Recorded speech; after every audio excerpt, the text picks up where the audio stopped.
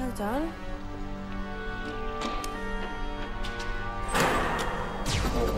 Your lords and masters.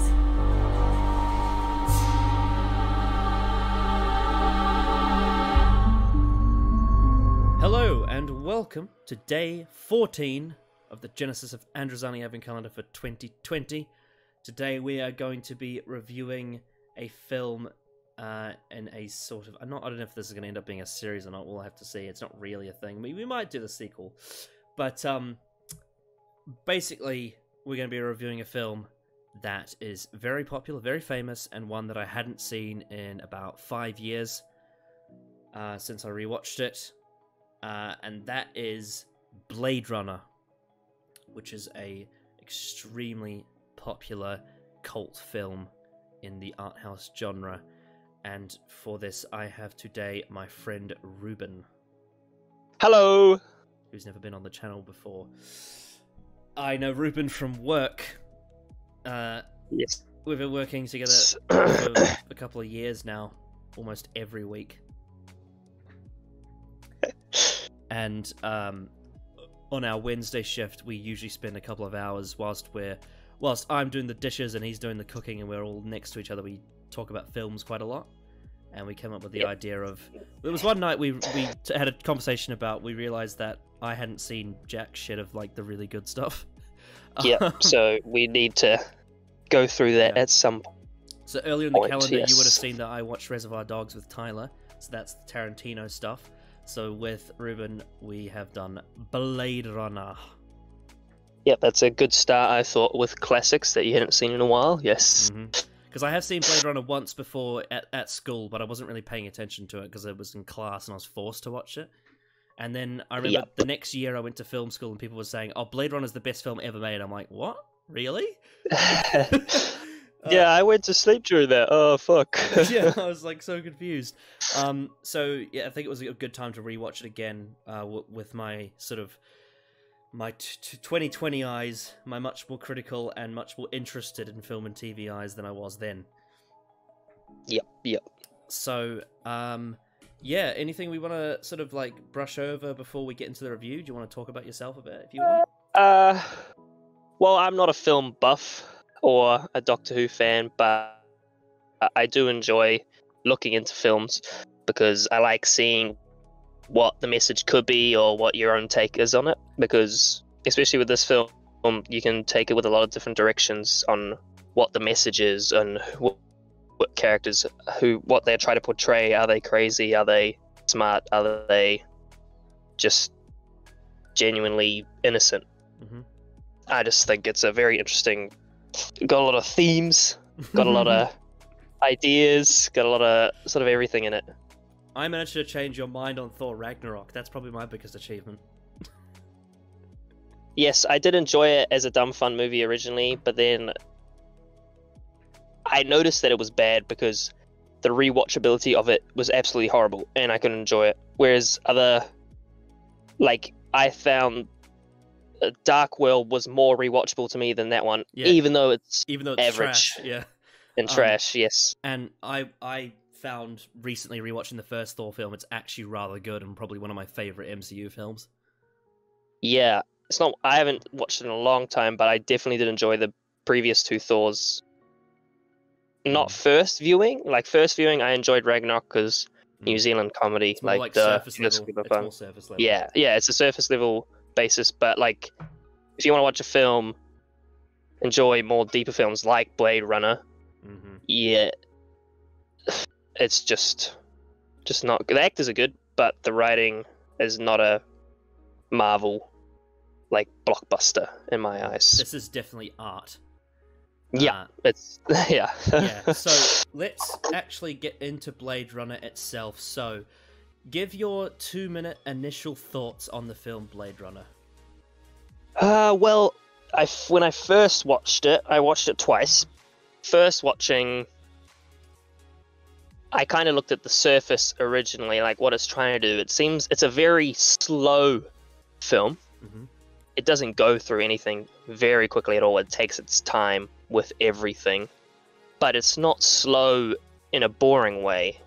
It's slow intentionally with all the build-up or just to the final scene, it feels like it's kind of real, almost, with its pacing. It's obviously some of the scenes feel slow, and if you can zone out, which is why I understand why you didn't really watch it in school, because if you're not watching it with intent, you're gonna sort of like zone off. But I do like looking into the scenes more because they give you time to look into them.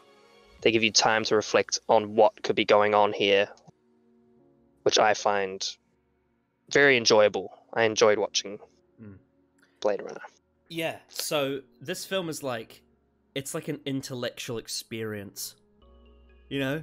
And what I did was I watched it again, and this time around I enjoyed it a lot more. I think it's brilliantly written, but the thing that stands out the most when you watch it is the way it looks. It's a beautiful film, especially for 1982. It looks better than some of the films coming out today. Probably because of the practical effects and just the whole cyberpunk style of it is just, it's so good. Yeah, I found out. I didn't know it was practical effects until my friend told me the other day, which before I rewatched it, so it just made it a lot more like real. But what makes it age so well is that because it's practical, it's all so physical, and it's all just so you can feel the physicality of the buildings and the sets. And because it's shot on film, it can be up-resed into like Blu-ray, so it still looks great on a modern screen. Yeah, definitely. And just the lighting and the mood and the like the sort of futuristic noir of it is so cool. But then beyond that, you've got a great story with great characters and some really interesting subtext and a whole like great world building as well. The fact that it's at the time foreshadowing the future, and it's just it's incredible. And I really liked the film when I watched it, and then after I watched it, I watched a few documentaries and video essays on it to really fully understand all the subtext, and man, this film is brilliant. Oh yeah, it's deep would be kind of understanding it and kind of normalizing it, but it's definitely, like you said, on lighting, it's also not even the lighting, it's just the lack thereof in some scenes. It's just setting up this dark society that it's just been slowly run down into this, and just making Los Angeles look like a really dense, just destroyed city that is just on its way, slowly on its way out. Yes, self-destructing. And I think from there we can pretty much segue into the characters, because what I would say about Harrison Ford, who plays Rick Deckard in this film, this is very different to most of his other roles, because in Star Wars with Han Solo and with Indiana Jones, they're both brilliant characters, but they are very protagonist. They are very swashbuckling hero types. You know, like yes, he's just a dude, like a cool dude in all his other films. Yeah, but here, the Rick Deckard, the Blade Runner in this film, he's such a complex character. He's almost an anti-hero. The fact that he's a lowlife, and you know he doesn't have a purpose, and you can see that. I think the scene that really sums up like what makes him such a almost miserable person is the scene with the piano. If you know what I mean, that one with the piano. He's got the pictures of his family, the black and white pictures, and then and just that whole scene, it really sums up how, you know, this man just feels like he has no purpose. Yeah, and I feel like that also links in, obviously, to his job, because his job is retiring or killing human robots that are so human-like that it's almost just like you're killing people for a job. What are they called again? The replicants. Yeah, replicants, that's it. Yeah. And Harrison Ford's character is a lot darker than all of his other ones that I've seen him act in. Like he's just and very conflicted. Like he, as the film goes on, and especially after he meets Rachel and talks to Rachel, it's sort of not all his downfall, but also his sort of like, she's almost his beam of hope that can slowly bring him out of this rut that he's just slowly dug himself into over the entire film and his life, I guess. And I think one scene that I know this definitely rubs some people the wrong way, but it's meant to. It's intended this way. One scene that's really strikes you with like, oh my god, this guy really isn't, this pure white meat hero that we expect, films from the 80s to have, is the scene where Rachel wants to leave and he doesn't let her leave, and he almost forces her against her will. Yeah, like coerced her. Yeah, and it's about, and it's also not just like it, because it's there's rape, right? Like there's general rape, but then in this scenario, it's more so a thing of, I want you to like it. I want you to actually give me the the love that I need. It's more of a he wants someone that appreciates and loves him and connects with him and wants him back. It's not about like sexual assault. Even though technically it is what he's doing. It is, and he's forcing her. Like what he's saying is what men always say. Oh, she wanted it. So he's forcing her to say all those things. But it's kind of a weird scene as well, because she is a replicant, and so she doesn't have experience in, I guess, this field of love, because she doesn't understand it. So it's almost like he's forcing his words into her mouth, but this is what you should believe. This is what I need. This is what you should do. This is how I feel about you. You should express this back to me. And this I think ties into one of the most interesting things about this film, is in the sense that in the very beginning, the replicants are set up as opposition to humans because they are different to us, and they essentially they appear, they're not as much of value because they can't fully compute the way that we do. But then once you start to get to know the mutants, especially Rachel, you start to see that they actually have feelings, and it starts to really build on, should we feel sympathy for replicants? Do they deserve rights? Yeah. And I think that ties into the whole subhuman theme of Blade Runner. I think that's a really interesting way they go about it. And the way that then also ties into this ambiguous ending of the origami crane, I think it is, and how it's almost like, is Deckard a human or a replicant? The unicorn, I think, is at the end. Yeah. He sees the vision of the unicorn on the piano scene, which is in the final cut. Yeah, and then he also there's also the unicorn outside that Rachel trips over. Yeah, that's right. On their way to the elevator. Yeah, and but one thing I love about the ending of this film for Deckard is the fact that it's like, it's left up in the air. We don't really know if he's human or replicant, but the actual point of the ending is that it doesn't matter. No. And that is, I think, a beautiful way to end this film. It's so artistic. Like, because the first unicorn scene came, he already met Rachel after. Had he already met Rachel after the first unicorn scene? Or before, I should say. I think so, because there's the scene where he's talking to her about seeing like the 100 spiders or something. Okay, so he just talked to her about her memories are implants. Yeah, and it's really emotionally affecting for her, because now she's realized that, well, now I know that my memories are false, that gives me no purpose, and that is kind of what drives replicants to become murderous lunatics, because, well, what the hell are they going to do? It's complete chaos for them. Their life is false. Like, if you found out that all the memories you have are false, you would fucking lose your mind. Yeah, it's like, it's just a matter of not knowing who you are, really. Because if your memories aren't yours, what have you been doing? Is this who you are? Is this not who you are? Who am I? Like, what am I doing? Crisis of identity. Yeah. And, humans as creatures, we are very obsessed about identity. It's a very important thing to us, and assumedly, because these replicants are so accurate to humans and they almost share our emotional level, they also feel the pain when they find out that they don't really have an identity. I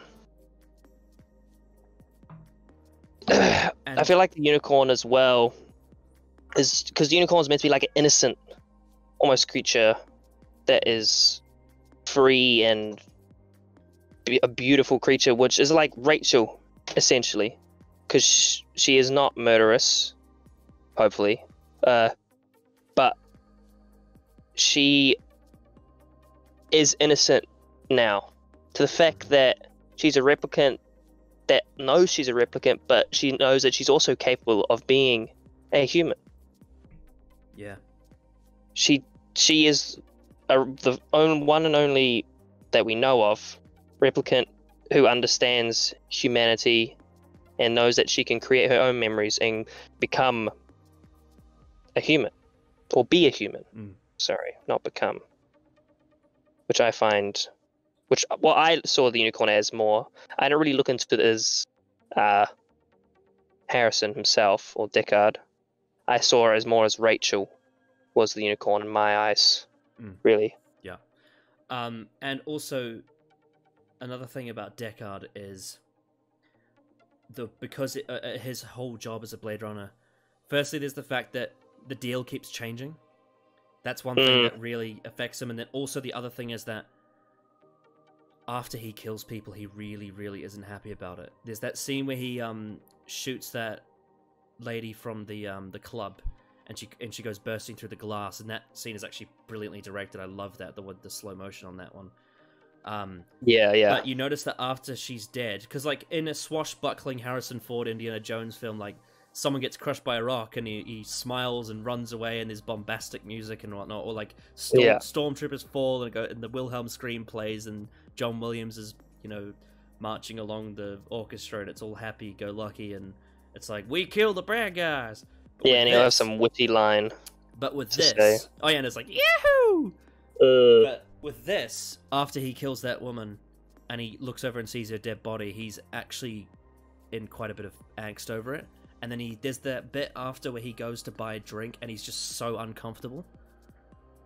Yeah, he's like, because I like how the director or whoever decided it, the replicant's blood is not a separate color, which you generally expect with aliens or androids. It'll be different to make them so you know that they're not human, but with the replicants, it's all red. So it's like, did you kill a human, really? Because they die like a human, they behave like a human. You're basically slaughtering a human-like robot because they want to be free.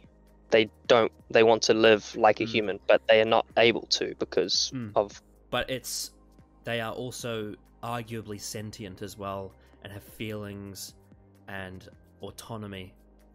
Or at least, because of their human brain. Yeah. Having the human-like brain obviously creates the ability for emotion and feelings and growth. And I love how like all of this that we're talking about is great, but the best part about it is that it's all set up with a really believable plot, because you've got 2019 from the point of view of 1982, obviously. But it's in the far future with flying cars and this big industrial society run by the Chinese, I believe it's the Chinese. I don't know if it's Chinese or Japanese, because I feel like there's a lot more Japanese people within the... It might be Japanese, actually. You might be right. Because back then they were, I think, 80s. I don't know if they were more technologically advanced then, because they always have been. Japan have always been on par with technology, so maybe could be wrong, but because of the detective guy as well, the cop, he's Japanese. The guy meets at the store is Japanese. Right. It probably is Japanese, to be honest. And all the ads have a very Japanese feel, like all the big faces with the women. I just feel gives me a Japanese vibe. Yeah, it does. And it's very technologically advanced, and it's very bleak. Like it's high tech, low life. Is how you describe it. Oh yeah. So it's got all the technology, but it's a horrible place. Yeah. To live, which would make sense, because if it was, I don't know, if America was still in control of America, I guess, if that's the law that they're going with this, it might not be like that. But if it's been taken over by the Japanese, obviously they're not going to care about the state of LA. So it's just a big industrial zone where most citizens live in cramped apartments, and it's just a dirt poor market that he spends most of the film going through. Yeah, it's astonishing how they managed to pull this off, like direction-wise, the way they made it look. It's like, it's so believable. Like all the sets, all the lighting, it's just, you just feel like you're in a real place, you know? Oh yeah. And all the like big establishing shots of the buildings and the flying vehicles and stuff, it's like, this is just so real. It looks better than the bloody Star Wars prequels, and it came out 20 years before them. Oh yeah. On that, did you notice who's the company that makes the replicants? There's a T. That's a good question. Oh my gosh. Well, if you look at the big building, what is the Star Wars Jedi temple? It has it's the big freaking sort of triangle shaped building. If you look at it, it has a very likeness to that building. The I'm almost certain that George Lucas based the prequels and Coruscant off Blade Runner. Like, it's almost certain. Yeah, I definitely. And that building is when I first saw, I'm like, that has a astound likeness to. I can't remember if it's what building it is in the prequels, but it's way too similar and like you said, the vibe and the lighting and the feel that it just gives off feels like Coruscant, basically. It's funny because this is practical effects, so it's aged really well, whereas the prequels are CGI and they haven't aged that well. Yeah. Revenge of the Sith still looks pretty good, but the first two, no. Definitely not. Definitely not. Yeah. So yeah, I think Rick Deckard is a fascinating character. And he's just so complex and so interesting. Not my favorite character, though, that's for sure. Well, in the film. Well, I'm gonna take a wild guess and say that your favorite is Roy Batty. Yeah.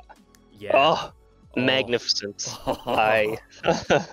Again, another very complex character. When he first appears, you're like, oh, this is the villain of the film. But then once you get to know him and you find out his backstory and the fact that he's not at all at fault for his entire life. You know, the fact that he's born a replicant and the fact that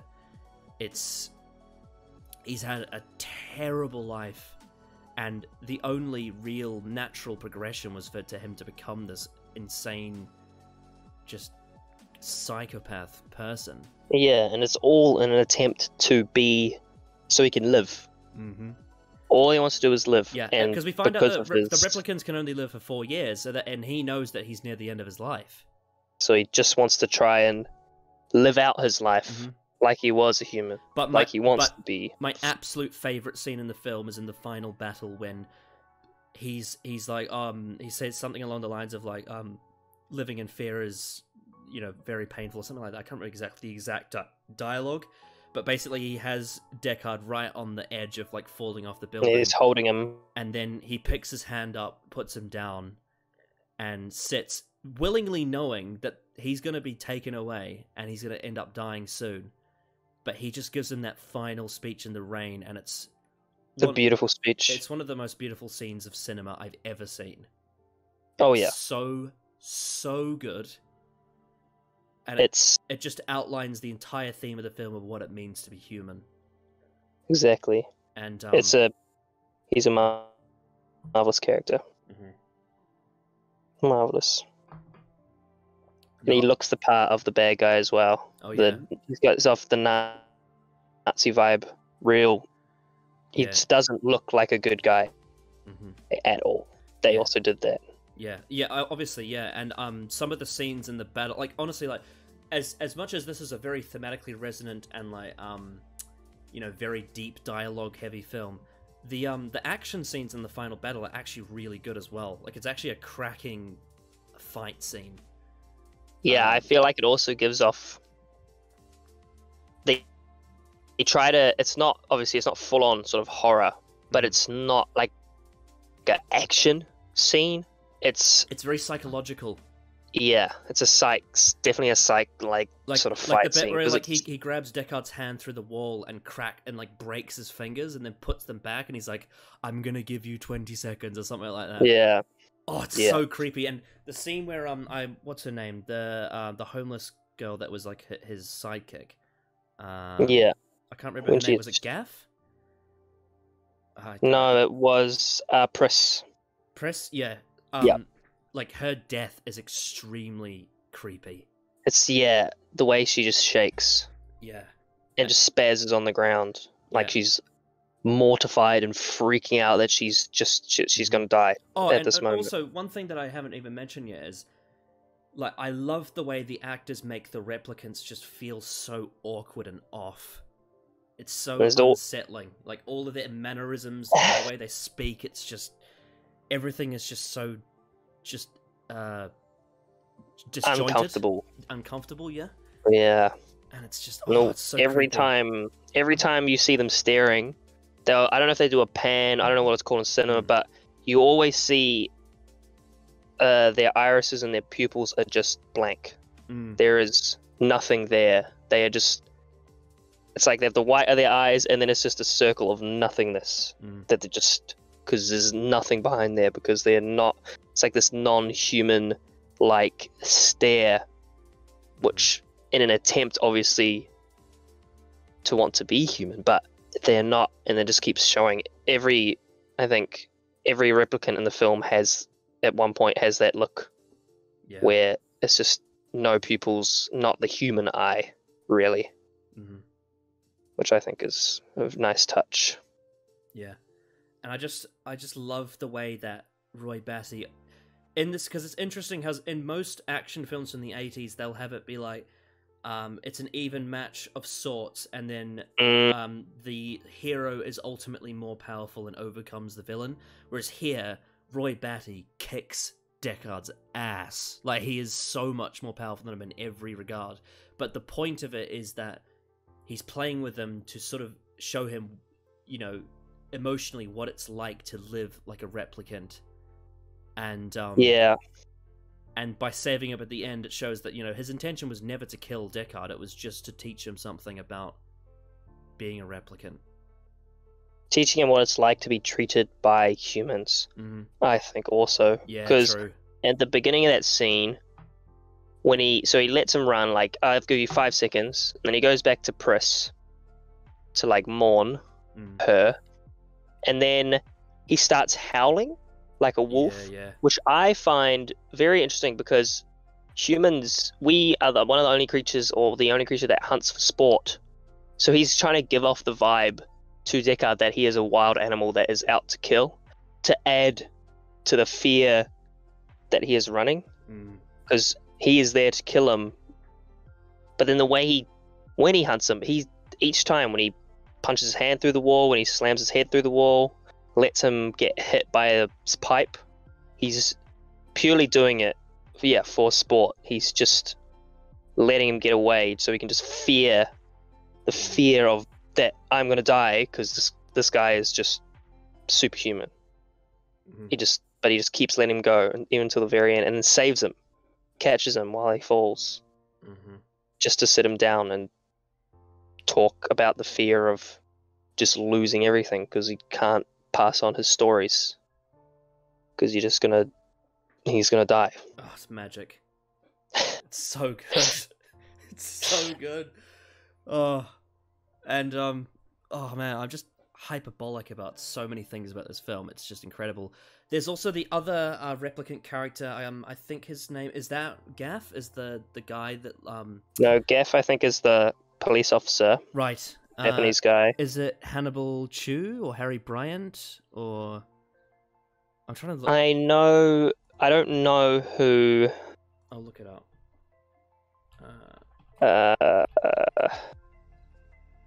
I know it's Roy, Zora, and Priss. That's the two women, and Roy, obviously. I don't know. The company is Tyrell. I remember now. Yeah, Tyrell. Yeah, Tyrell. That's like a well-known name for like Welsh. Leon is the big replicant. Yeah. Leon. Oh, that one. Leon's the one from the start. Yeah. I was talking more about the one that's young but looks old. Oh, the genetic designer. Yeah, is it Hannibal? J.F. Sebastian. J. Sebastian. Yeah, so J. Sebastian is a really fascinating character. He kind of represents what, like, the whole problem of... It's the whole thing of replicants only having a 4-year lifespan, and this guy is a young guy, but he's got so much weathering on his face. He's dying a lot faster, aging a lot faster than humans would. Yeah. Like, what we expect to. So he's, in that regard, similar to them, as Chris states. What is it? Something decrepitude. They're just, are aging too fast. Absolutely. And yeah, Gaff is the guy who is hiring the Blade Runner, right? Yeah, he's the one the origami guy, I'm pretty sure, is Gaff. Yeah, he was really good. Not a lot of scenes, but when he's in the film, it's always impactful. He's very subtle. What he does, it just seems what he contributes is very meaningful to Deckard's character development. He's there each time, and then his line at the end before he goes, like, sadly she can't live. Like, he understands that she can be human, but she's gonna die anyway. Sadly she won't live, I think, is his last line. So he's already knows where she lives. He could have killed her. Like, that's what Gaff could have easily, because he knows where he lives. He left the origami there, but he let them go to give them a chance to be human together. And of course, there's also Taffy is also another character. Taffy is the how do I describe him? He's not like main character, but he's like the old guy in the bar. He smokes. Was it that he's in that one scene? Yeah. When he's going to look for Zora, he's the owner of the club. Is that Taffy? Yeah, I think so. Yeah. Okay. Yeah, I know who you're talking about. Oh, and then of course, how could I forget about Eldon Tyrell, the guy living the high life, the one that owns all the replicants, and he has those special glasses. Every scene in his house looks incredible. He's just a super genius who's just lives lavishly on. I just love everything. His whole house, like with the candles and the golden lighting and the owl. Like, the whole thing of the owl is just really interesting. Oh yeah. But I love the whole scene with I believe Rachel is the replicant in that scene when they're doing the whole test. Yeah, Rachel. And that whole scene with Tyrell, and the way that he has to ask so many questions before he finds out that she's replicant, and it shows that how advanced they become. Yeah, and it's the reason we know they're replicants is because they don't have memories. They don't have emotions to begin with. So, like, the original test with Leon, it's because the replicant nature is to be kind. Like, when turn over the turtle, you can see how distraught he gets because he's not helping this innocent creature that's just writhing in pain and dying. Whereas Rachel, who's had Tyrell's niece's memories implanted in her, so she believes she has a past, so she doesn't even know she's a replicant. So how can you test someone for being a replicant if they completely, unequivocally think they are human? That's the most fucked up thing, is that sometimes they don't even know that they're a replicant, and then they find out, and it ruins them. Completely. And also, there was another thing I was going to mention. God, I keep forgetting. There's so many scenes in this film. Oh, that's right. I was going to talk about, like, some of the really fascinating technology in this. Like, one of them, I think the most interesting one is the viewfinder, like the camera that can see 3-dimensional pictures. Like, it can see inside an entire room. You can go around corners. It looks through the mirror, like in the mirror, to find Zora. Yeah. Sitting out of sight on the original picture. Something like that, yeah. That was awesome. I loved that. It's just so fascinating, all the technology. Like it's amazing to see what the 80s thought would be advanced for this it's still period. Pretty advanced, to be honest. Oh yeah, obviously we can't see three-dimensional from a picture. You can only see what's there. You can't look. You can't turn the picture into like a scene where you can just see behind walls or who's in the bathroom. Yeah, it's lovely. You'd have to have like very advanced like surround sound cameras. A surround sound camera, yeah. Surround vision. Surround vision camera, yeah. Yeah. That's three-dimensional cameras is something that's going to be very interesting once it becomes part of technology. I don't know if we'd be alive for that. No, but that's ridiculous levels of technology. But I suppose maybe the whole thing is that this is an alternate timeline where Japan took over the US and they are the most advanced in technology. Yeah. And so essentially... Yeah, which I thought was interesting because it is an adaptation of the original book. So it could... I don't know, I haven't read the book. I'm going to read it. But maybe it's completely different. Well, might not be completely different, but maybe the Japanese thing could be a movie touch. I wouldn't know. It'd be nice to see, because he's taken the idea of this and used it. He hasn't gone and made a crappy freaking book remake. He's gone and grabbed this magnificent, wonderful, creative idea, and he's gone, okay, what can I do with this? And he's turned it into this masterpiece of film, which is mind-boggling, really. Yeah. It's just so tightly written, like, it's 2 hours and, like, every scene matters. I think this really checks off the whole Chekhov's gun theory of, like, everything in the film has to be necessary and matter for the whole story, and I feel like that really is the case with this film. Like, there's not a moment that's wasted. Even though, like you say, it's a very slow-building film, it feels like it all matters. Yeah, it's like what you're saying about the Reservoir Dogs. There's a lot of talking, like, throughout the whole... There's always something going on, whereas it's 2 hours. Whereas this is sort of like the opposite, but it's just as good, if not better. There is not a lot. There's a lot of dialogue. There's a lot of inner monologue. Like, there's a lot of you know what the people are thinking because of how brilliant the acting is and how it betrays what the story's trying to tell. And I feel like that is actually what makes it feel so real, because inner monologue is a strong part of our life.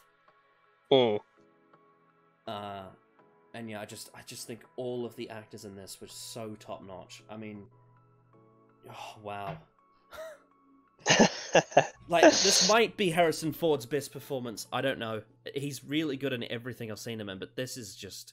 I don't know if it's his first... Was it his first film? No, definitely not. It was after Star Wars. It was after Star Wars. After American Graffiti as well, and I think it may have even been after Raiders of the Lost Ark too. Oh wow, okay. I got that wrong. Yeah. It seems... I know that it was before Return of the Jedi, though.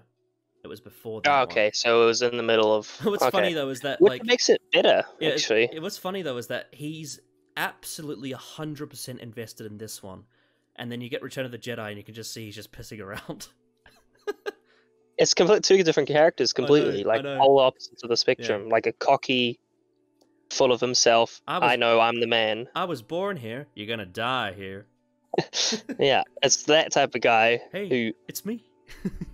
So confident that it's almost... He's got such a big ego to this one where he's struggling. Yeah, that's actually it's refreshing to see Harrison Ford on the back foot. It's not what you'd expect. He's usually a Chad. Yeah. Which is amazing that he got picked for the role, then, actually. Yeah. He's done it's previously. Amazing that he manages to evolve his acting style to really suit the performance, too. Yeah. Feels very, very, like, real. Like, this is sort of... It's not a forced emotion that he expresses. It's genuine discomfort, genuine anxiety, genuine, like, just... fear of who I am and what I'm gonna do. It's so nice, so multi-layered. Yeah. very good. But yeah, I don't think there's much more in terms of characters because there's not that many characters in the film. It's very focused on a very small set of cast. What I will say is Zora is the one from the club. I thought she was really cool. I love the whole scene with the snake, and then there's that cool shower that like you have like the shower and then the dryer that like picks up all your hair and like puts it in a style. That's really cool. Yeah, just the simple advancements in technology. I love when Harrison Ford as Rick Deckard is pretending to be someone he's not. He's a farce. Oh yeah, the voice where he's being the. I'm gonna check there's holes in the wall. Yeah, that was hilarious. That was not my funniest scene for me, but it was a nice little pretending to be someone. It was quite funny. Yeah, and then she kicks his ass and runs away. Yeah, can you put my elbows him in the gut and then like starts multiple times in the scene? He's been saved. I think he got saved every single time. Yeah,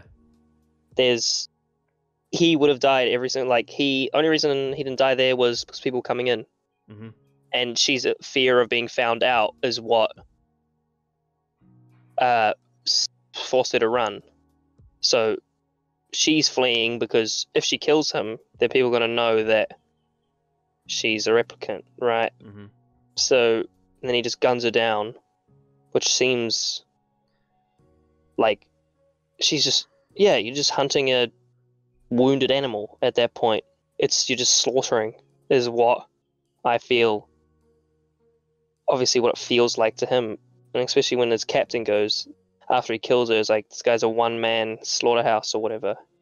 It's because he just seems like he's a mindless killer who. But he isn't. He regrets all of his killings. He doesn't want to die. He doesn't like it. And then when he finds out that he's got more people to kill, he's like, no, I just don't want to anymore. But he has to because it's his only purpose. Yeah, he's it's so bleak. definitely he's known in life. It's not there's not a single nice, especially in the final cut. Like my friend watched the other one which shows him getting in the car to go away. Like other than that, I'm sure there's not really a nice scene. Maybe the one where he comes back after Roy dying, and when he's relieved that Rachel hasn't died yet. Like there's that fear. He's worried at first. You can see his face. That is this her 4 year? Like, has she gone? Like, you can't do anything about it. You can't revive her and then she's alive. He's genuinely, and they leave to help her escape, which is, I think, nice. Yeah, and I really like how because the thing about world building is that when the best kind of world building is when you get the iceberg effect, where you see the tip of the iceberg in the product, and then you can imagine the rest of it under the water. And what I love about this story is that it feels like we jump into the story in the middle of it, and by the end we're still in the middle of it, and that makes it feel real. It makes it feel like there was a history before the film, and there's events after the film as well. Like, there's still business to do, but the whole message and theme that the film is trying to portray all takes place within these events. Yeah. And this is where the development takes place, but there's still life after the film. There's still a lot to do. It's not a happily ever after. It's just I am relieved and I learned something very important that's changed my life. Yeah, it's like it's one story within many. It's almost like a chapter or a few chapters in a book is what it feels like. Yeah. Really. It's so masterfully crafted. And just like you said, like the pacing is all just so deliberate, and it's so there's nothing that's rushed, but there's nothing that drags. It's just if you're invested in the film, it's just so engaging and just so soothing to watch, I find. Thinking now, the amount of times that he listens to Holden's audio of Holden getting shot by Leon, I noticed that he always only listens to the mother part. Which now I'm thinking links into the unicorn, and is he a replicant or not? Because why does he keep playing just that segment? because replicants don't have mothers. Yeah. So that's why it's such an offensive question to Leon, because it's like, well, I don't have one. I'm created. And then it's like, I don't know if there's a photo is there a photo with him and his mum on the... I can't remember. I know there's a photo of his mum. Okay. So it's like, is that if it's just a God, photo of that a is- random woman, That what are is, you gonna... that is so dark. The fact that you have pictures of someone that's not alive anymore, in memoriam of them, on your table or piano, whatever it is, and yet you don't even know if they were your real parent. Yeah. Oh, just feel so bad for him.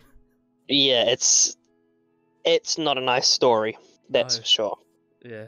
It's a dark one, very dark. So in terms of writing, it's based off the book Do Androids Dream of Electric Sheep by Philip K. Dick. Yep. The screenplay is adapted by Hampton Fancher and David Peoples. Like we've been saying, I think they did an absolutely brilliant job. It is a masterpiece of a script, I think. Which, yeah, and I like, again, it's an adaptation. Rather, which I think more films should do, rather than directly trying to turn, like, so many books I've read, like, I'm going to go a little bit, like, Jack Reacher. I'm going to say, because I'm an avid reader of Jack Reacher, I've read most of them, because I enjoy this awesome, like, alpha sort of detective, but the films are a direct copy most of the time of the story, which tends to be because books leave more to the imagination and creativity. Yeah. Whereas if you adapt it and use the ideas to create your own story, you're not really... The people who watch it can make it a separate, like its own book. It's not... They're not going, okay, this is not as good as the book because it's separate. And then B, yeah, just again, you're not copying. You're making a new story using this universe, which I think made this film absolutely wonderful. Yeah. Because he's using this beautiful human replicant message. He's just turned it into... This is one of the best ways you can do adaptation, I think.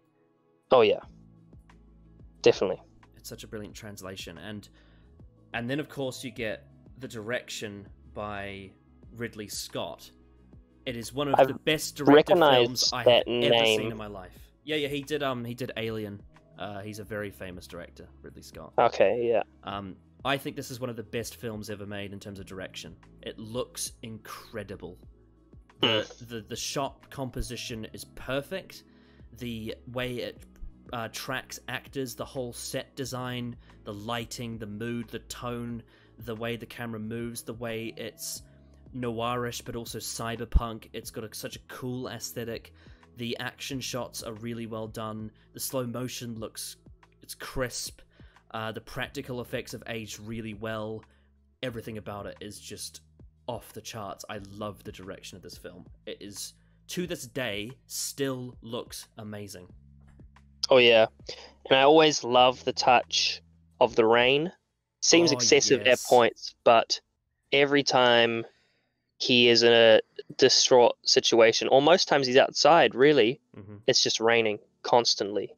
Yeah, and it's one of those films where you just pause a frame and it looks like art. The whole film looks like art. And we need more films that look like this. Not necessarily, obviously every film has to have its own visual style, but in terms of, because a lot of films, blockbuster films are like, wow, that looks larger than life, but we need more films that are like, this looks like someone took a picture and made a painting or something. You know, it's so just... Yeah, the film looks like life rather than unreal, almost. But it's still really cinematic as well. Oh yeah, it looks... just the way everything comes together very well. Even how his house is set out, almost. Yeah, and the way that just... there's shots where someone's head will be in a gap between two walls or something. It's just there's so much good direction. top to bottom. But I do think the standout scene in terms of direction is this Roy Batty's final scene in the rain. It's just it's probably it's actually probably my most favorite. When we talk about the ratings at the end, I'll explain, but that's definitely probably my favorite scene in cinema. That final, or that whole segment from when Roy comes into the building or to the house, all the way until Gaff says, "Sadly, she won't live." It's just my favorite segment of cinema. Like, I just start to finish. It's creepy. It's dark. It's almost scary. Yep. But it's also very emotional. Yeah, when we got to that scene, I was worried. I was like, is this going to turn into 80s action schlock? And don't get me wrong, I love 80s action schlock. I love the Death Star scenes in Star Wars. I love all the hijinks in Temple of Doom. I love James Bond films. But this, every single decision, every single moment was so deliberate, so planned, so purposeful. Oh, it's art. It's such art. Yeah. Art! Yeah. I'm so enthusiastic about this. Yeah. Good. Yeah. Were you going to continue what you were saying there? Just that whole scene together. And I noticed when I rewatched it the second time on Monday morning, I found multiple times, I think it's twice, he mentioned sportsmanship, which I find very nice. And in combination with the wolf howls, it's just showing he is treated like an animal, basically. He is hunting this human who normally kills and hunts for sport. They don't do it to survive. So he's scaring Deckard just beyond belief, to the fact that, yeah, I can kill you at any moment if I truly wanted to. But I'm sending a message here on life and how we're treated and how humans act with their superior, to how they believe they are superior to us, who they are humans, basically replicants. It's just they don't have the growth and the emotional foundation that we have to become a unique personality. Absolutely. We don't copy. We grow in our surroundings and where we work, where we live, who our parents are, who our friends are, all make us into who we are. But replicants just being created, having nothing, and then only living 4 years, which I think what Tyrell says is what we take for granted. What he says to Deckard, like 4 years for us is like, okay, that's like half a school life or half our high school. That's just memories. Whereas they don't have this. They are dead and gone, and we're just remembering back, which I just think is and that's the thing, a very like, nice with touch. replicants is because if they know they only have 4 years, like every second counts for them. You know, they're so desperate to do something, to be something, almost. Yeah, to be remembered as well. Mm. And that's where a lot of, in real life, that's where crime can be born, is people want to be remembered. You know? Yeah. They want to do anything for people to remember them. Which is, like, I love his tears in the rain analogy, which is just a wonderful little line. Everything's lost like tears in the rain. Yep. Another absolutely brilliant thing about this film was the score by Vangelis. Oh yeah, I don't know much about scores, but it always had that eerie feel, that constant... Very atmospheric, very enticing, and very unsettling at points. It had that like tech sound to it. It was very cyber tech, futuristic sound, but it was very almost It was unsettling. It was unsettling, and it never got in the way. It was never intrusive. It was always complemented the scenes it was in. Yeah, and it was like most of the time it was the opening and the ending for moments in the film. It was never like during. Like most of the scenes, I think, were silent. Especially, I don't remember if the score was in the final Roy scene where he's chasing Deckard. But all I notice is like when they're doing the big city shots or they're coming into, it's just always there, and it's also has a very, I think, Japanese feel in some of the tech as well, which it's and also creates suspense like the whole time. Like when nothing is going on, this score, this music is just keeping you there. Just this constant feeling of discomfort for the whole 2 hours. Yeah. It really keeps you on the edge of your seat. It's so just thrilling and Yeah, and also I like how because it feels like it could be like a Lord of the Rings level film, like the way it's done, but it's not. It's only 2 hours long, which I think is just perfect, really. Yeah, it's so well in its self-contained duration.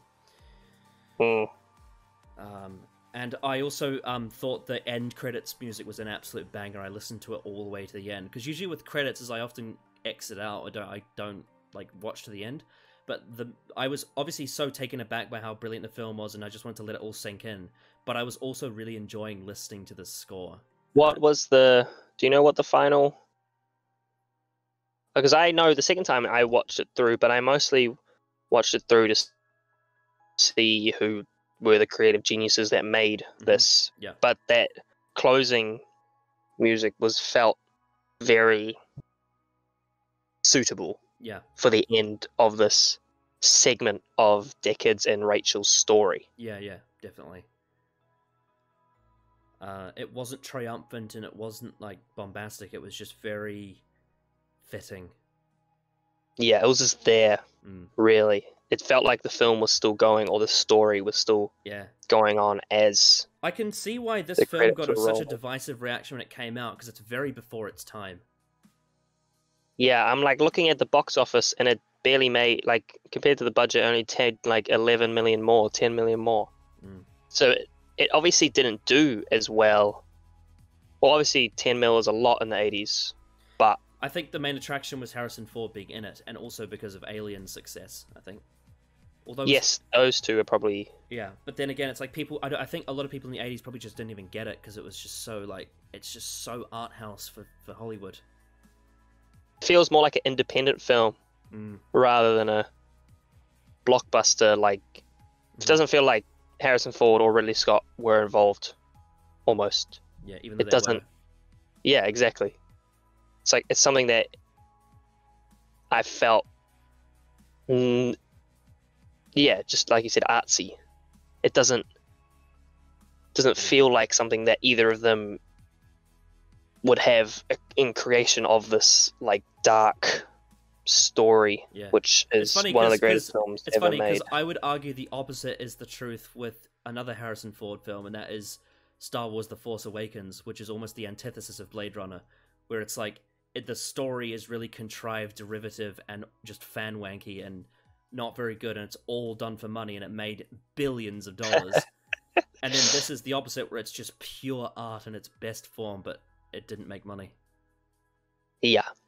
It shows art over creation for purely money. But what I am kind of glad about that, though, because it means that then they didn't commission and force him to do a sequel, and therefore for the sequel, obviously we didn't get it until Denis Villeneuve did Blade Runner 2049, which I haven't seen yet, but I'm looking forward to watching it now that I've heard it's very... For a sequel, it is definitely not a letdown. Like people say, and I've heard my friend watched it recently. Yeah, and it's considering what came before. Like you've got Blade Runner, this one of the greatest dystopian sci-fi films of all time, and you have to live up to that. And considering all that, I think they've done a good job. And Ryan Gosling, of course, is a wonderful choice. Yeah. My friend Adam, who's been on this channel many times before, says he actually prefers the sequel to the original, which is a very big, controversial take. Yes, that is. I'll have to watch it. Yeah, I really want to watch it now because I'm interested after watching this one to see what the modern take on Blade Runner is. Okay. Yeah, that would be nice to see. Yeah, and especially like trying to recreate this aesthetic with modern technology would be very interesting. I think, yeah. Also, from what I've seen, also Dave Bautista's in that one. Yeah, you said that the other day. Which I'd like to see. I just want to see how vast it can be, just with the technology. Like, I'm sure they can show more. Like, there's the few. Like, my friend said they made miniature versions of the city. Like, when they did the big, like, one of the opening scenes was when they looked over at Los Angeles just to show how dense and dark and factory city it was. I want to see the 2049 society. Yeah. I want to see what if they can repeat the vibe that this one so very well did. Yeah. Do we move on? Want to move on to some trivia, or have you got anything else you want to add? Nope, let's move on. I've got nothing else to say. All right. So apparently they achieved the famous shining eyes effect by using a technique called the Schuften process. Light is bounced into the actor and actress's eyes off a piece of half-mirrored glass mounted at 45-degree angle to the camera. That sounds so complicated for such a simple. Mm-hmm. You would have thought they would have done contacts, but no. Yeah, that's what I thought. Yeah, originally. But the thing is, contacts can affect an actor's performance. Yes. I heard with The Witcher, because he has to wear contacts a lot. His doctor basically said you can't wear them. Like, he has to take them off, because if you wear contacts too long, and this is like 2019, 2018 technology. So, yeah, obviously back then, I'm sure it wouldn't have been too much of a problem. But I don't imagine shining a light in your eyes would be very nice either. But it did look amazing. It was one of the things I noticed, especially with the owl. The owl just set it all up when it does its slow blink, and you just look at his eyes, and it's just nothing. It's like a void. Like, you're looking into the brain, it's a void. Oh yeah, that's one other thing to mention about this film is that they set up that like live animals are now a rarity. You know, they're very rare. You see, you see a couple of snakes and you see an owl, but they're not really anywhere. It's like genetic creation is just normalized in the streets. Like, people can create snakes, I think there was ostriches were in it as well at one point and go past them. It's a form of business at this point.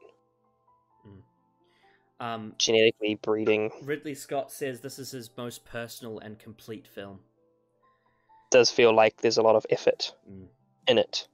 It feels like a passion project, that's for sure. Yeah, the final scene was shot hours before producers were to take creative control away from Ridley Scott.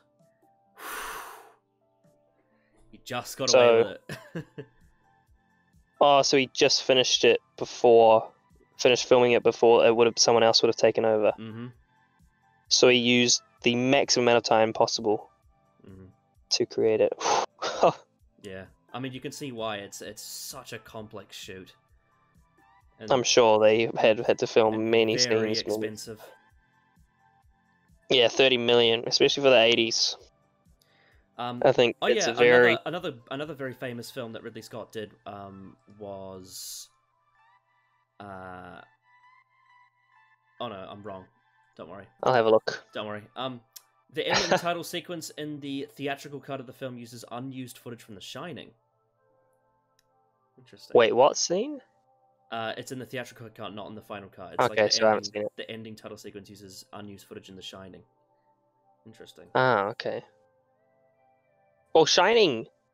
I started watching Shining. I haven't seen it. It's a sin, I know. I haven't seen it either. But it does give off.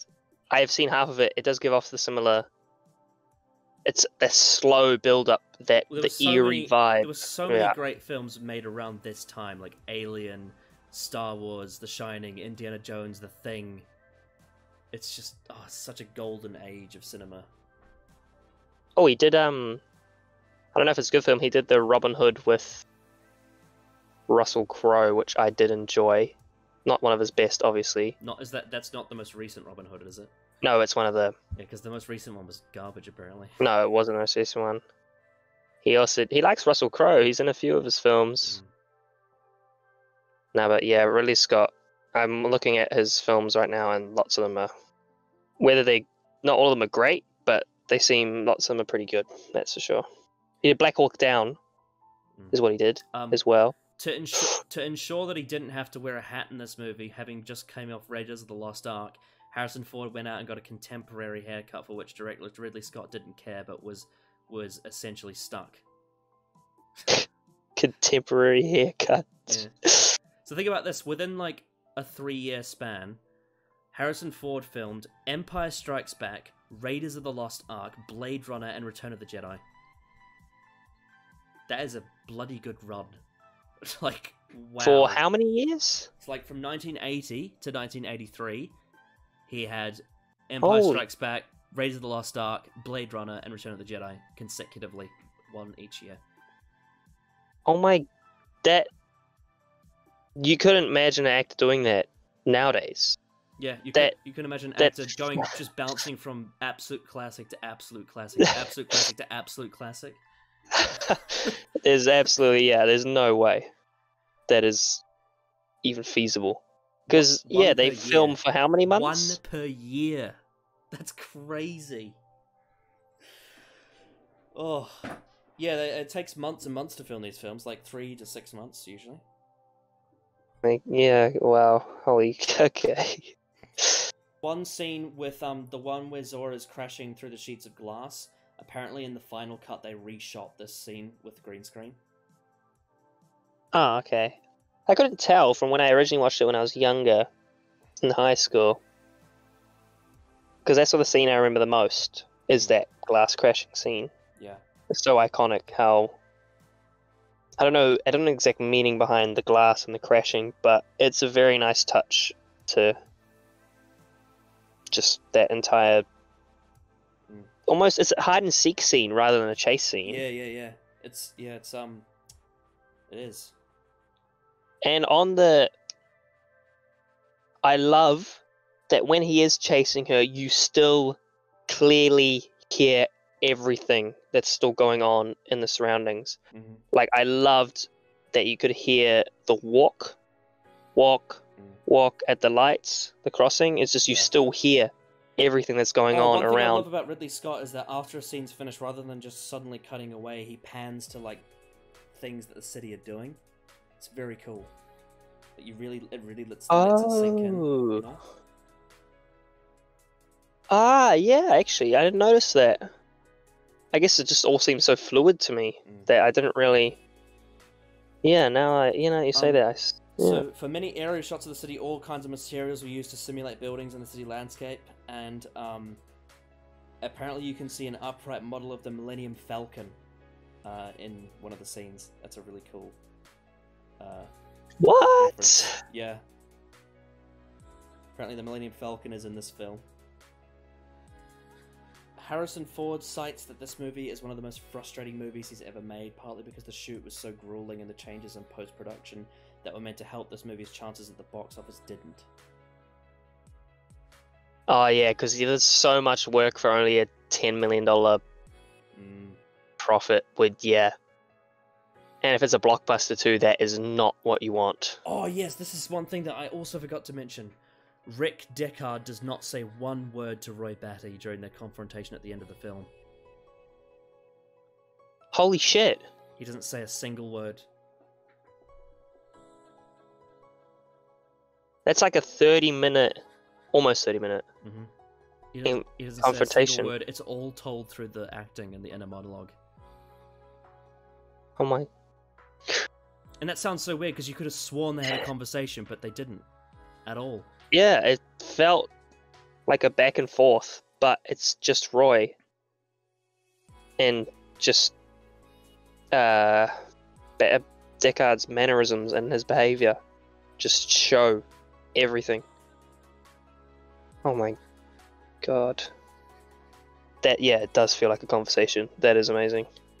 And on that scene, that is the fun. What made me laugh was when Harrison Ford's fingers break. The sound he makes is I couldn't help but laugh. Yeah. It's like, ah! Yeah, yeah. Ah! And I just was like, this is the best scene. I can't laugh at this. Yeah, and then the bit where he tries to snap them back into place and he goes, ah! Yeah, he's just. I don't know why, but it's just has a scream I heard before from someone's fingers getting broken, having watched so many action films. It was just so interesting seeing him be a victim in a film. Yeah, that was very nice, I think. It just really shows the range that he has as an actor. Yeah, and I just can't get over it. I don't know how to say Rutger Hauer. I don't know how to say his last name. German last name. Hauer. There's actually kind of a poetic thing. It's sad, but there was a poetry that the actor died in 2019. Who? The actor who plays Roy Batty. Really? He's dead? Yeah, he died in 2019, which is the year that this film is meant to be set in. Oh my gosh. Yeah. It's like sad, but it's poetic. He's such a good actor. Like, he's a Dutch actor. I was talking to my dad about the film, and he says he's his favorite character as well, because he plays lots of time. He's played the villain. He's played the Nazi because he's got that look. And this one, it's just his conflicting personality between a psycho and an innocent young, because technically he's only 4 years old. A 4-year-old genius, obviously, but yeah. So it's like you're picturing a 4-year-old slaughtering a whole ship of people and then going on a quest to try and extend his life so he can have one, which is... But the fact that a 4-year-old could be so insightful, you know? Yeah, which is 4 years of experience in your... Yeah. Alright, anything you want to say? Any last words? Well, I was going to say, I'm just reading through some of the trivia. Like, apparently Ridley Scott at many times considered directing a sequel, but they were all cancelled. They never came to fruition until Denis Villeneuve did 2049. Okay, because Ridley Scott has a hand in 2049, right? I'm not 100% sure on that. Also, isn't it exciting that Denis Villeneuve is going to be doing Dune as well? Dune. I know, but if, like I said about adaptations and... Yeah. I mean, if there's anyone that could do it, maybe it's him. But... Yes, maybe it's him, but until I read this Android sheet book, Dune is so... like everything. The book, it's everything in a monologue. Everything is talked about. Multiple characters from perspective.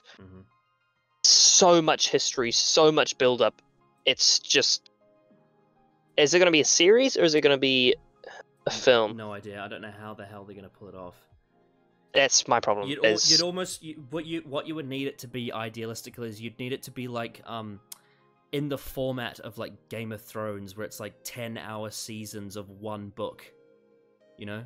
In fact, in some cases, it's 20 hours of one book. Yeah, it would. Yeah. I think it's very on the budget of the film that they're making, you know? God, it's crazy how like our technology even isn't at the point where we could afford to have that realistically. Yeah, and that book was written in the 60s. Which I find even more. It just shows the imagination of the mind. Oh yeah. I mean, it's pretty crazy that we pulled off Lord of the Rings when it happened.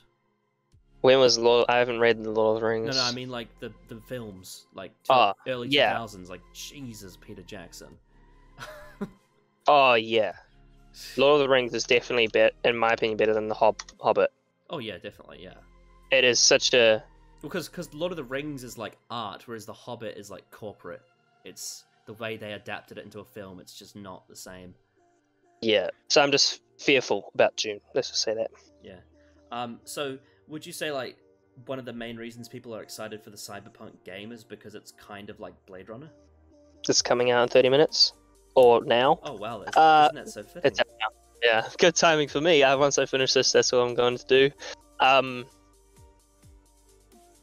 think it's just an inspiration on many levels, really. Blade Runner, like for Star Wars, like literally.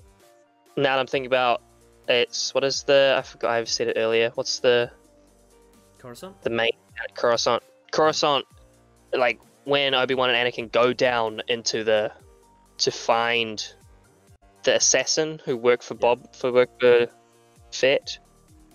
Boba Fett. Jango Fett. In Attack of the Clones, it's Jango Fett. Sorry. Yeah, Jango. Yeah, and it tried to get that feel, that Blade Runner low society feel. Yeah. And then I mean the chase scene with Zora is very similar to the chase scene with Zam Weasel in Attack of the Clones, except in Blade Runner it's so much better because it's so much better, like the writing is just on point. Whereas Attack of the Clones is very surface level, it's not the same. It's more of an action. Yeah, it's a chase scene rather than a hide and seek. Like I dare say more vacuous, really. Like I love Star Wars, but fuck me, it's just yeah. I think it's not the same. What do you call it? Missed opportunity. Yeah. So much you could have done with it. Also, one of my favorite episodes of Doctor Who called Gridlock is inspired by Blade Runner. It's essentially it's an episode where they go to a planet called New Earth, which is very much like Blade Runner, but it's like 5 billion years in the future or something. And basically, it's a planet that's like Earth, but it has the Blade Runner aesthetic to it, except like the buildings are even bigger. Okay. Well, yeah. 5 billion years. What happens in the episode is that there's a virus that wipes out the entire world, and they all have to go underground in this like motorway that's going round and round in circles, and they can't go to the surface, and they're all living in cars for just years and years and years, and it's so bleak.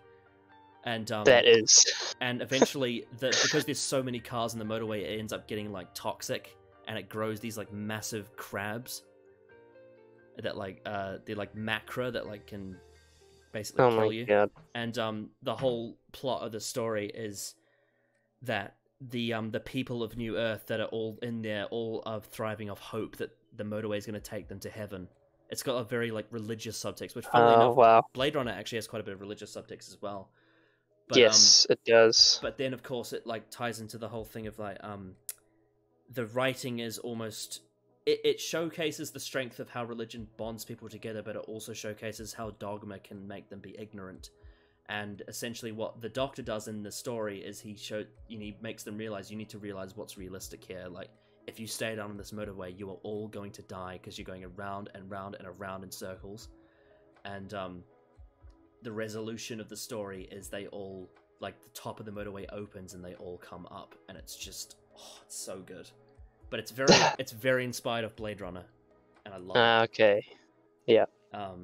And it all thematically, like Blade Runner, it's very thematically strong. And funnily enough, the very end of Gridlock is one of my favorite scenes in the show. A bit like how Blade Runner, the end of that with Roy Batty and Rick Deckard, is a very powerful scene. There's a very powerful scene in Gridlock as well, which ties into all of that, and it's just, it's amazing. I think Blade Runner is just the inspiration for everything good. Just everything good, everything sci-fi, everything dystopia is just has its tentacles, its web has spread just through film, really. Yeah. Looking forward to future tech, Ridley Scott feels pretty confident that video communication won't involve holograms. It's silly, he stated.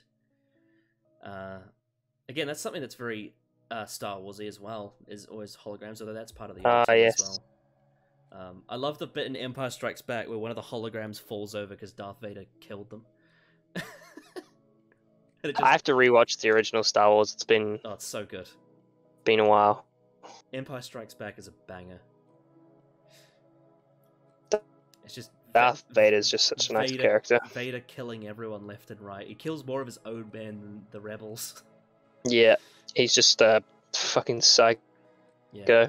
Oh, who's apparently, or comes across as a power-lusting psycho. apparently, skin job is a bigoted word for replicant. Yeah, I got that from Skin Job. Yeah, I understood. A bigoted. That's definitely Yeah. I got that vibe from the way they said it because it's coming from people who hate. Yeah. There's that scene What in the takes middle of the place. film with Rick and what's his name? The I think it's the replicant that appears at the start of the film that gets shot by Rachel. Oh, Leon. Yeah, and Leon says something to him along the lines of like, what does he say? It's like, it's something like, life is hard when. I can't remember the exact dialogue. I'm trying to remember what it is now. I need to look it up because it's really important. So life is hard when you live in fear. Yeah, and then Rick says, "I agree," and it makes so much sense because he's living in fear. That I do like that scene. It does have some wit to it.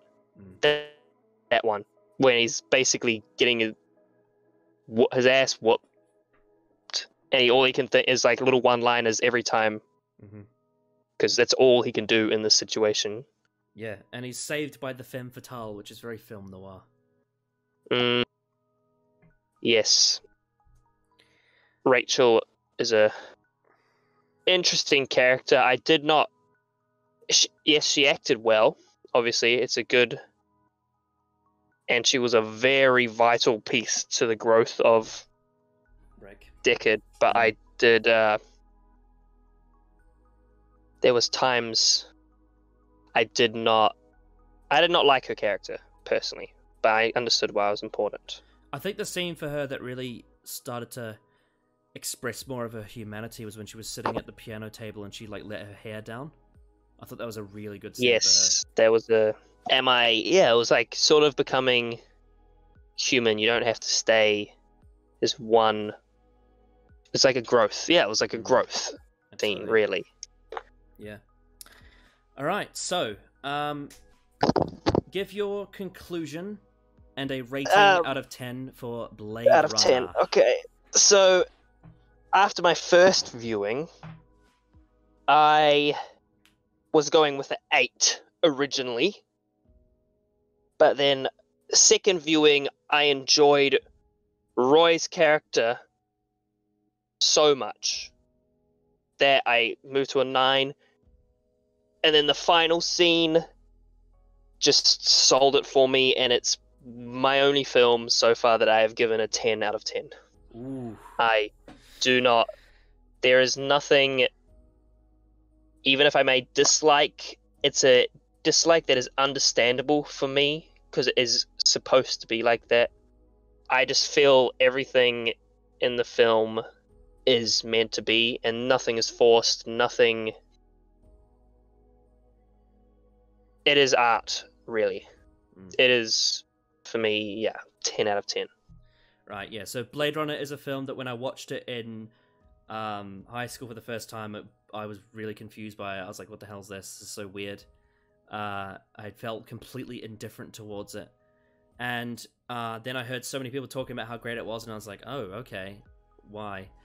And then we were talking about, like, let's watch it again. I'm like, all right, I need to give this another go, because if it really is a piece of art, then surely I'll like it.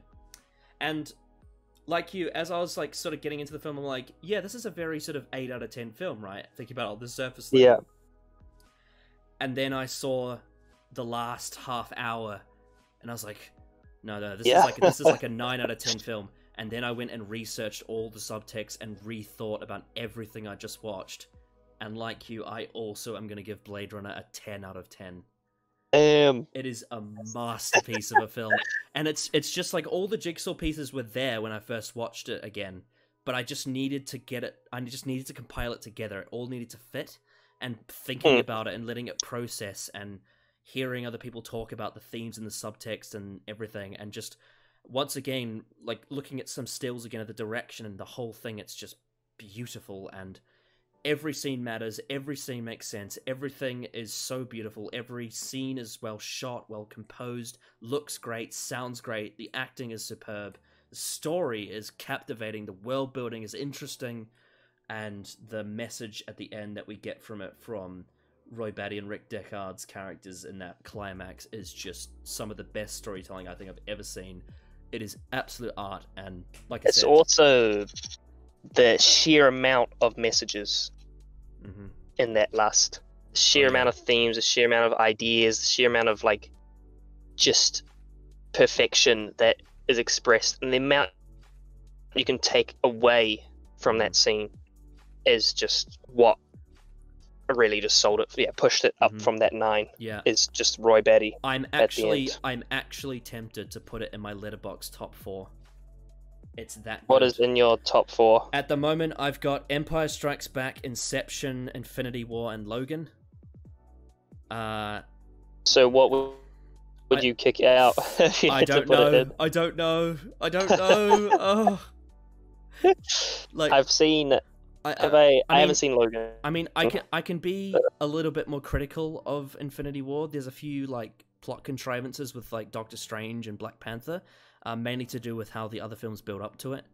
And there's a few things with the Infinity Stones, but like as a self-contained film, it's absolute beauty, and I love that film.